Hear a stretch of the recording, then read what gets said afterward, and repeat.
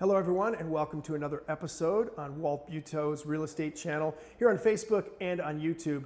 I want to talk about three key numbers that home buyers, especially first-time home buyers, need to think about. And guess what? None of them involve the price. Number one should be your monthly payment. If you're a renter, maybe you tie that to how much you are paying for rent. Maybe you want to pay about the same price in your mortgage. Maybe you're willing to pay a little more, maybe a little less. Either way, you work with your mortgage person, you work with someone like me, and we find a house that will give you a comfortable monthly payment.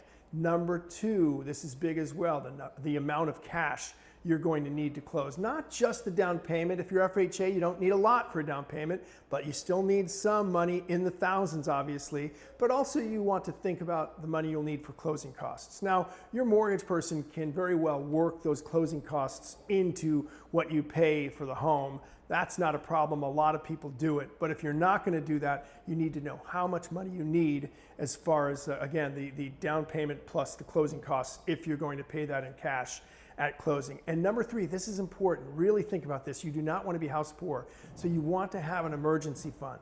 You want an amount of money set aside that you're comfortable with. And you really want to think about what you're comfortable with just in case something goes wrong with the home or something goes wrong somewhere else in your life. That one gets overlooked sometimes, but it's important.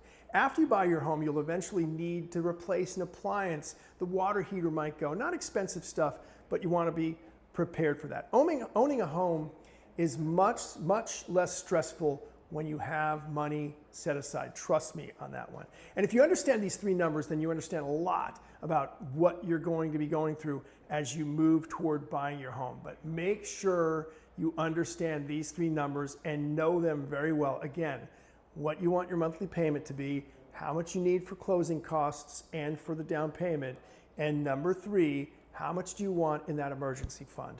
If you have any questions about that, please ask me right here on YouTube or on Facebook in the comments section. And remember, I could always use more subscribers on both platforms, especially YouTube, trying to build that audience. If you like the content, please subscribe.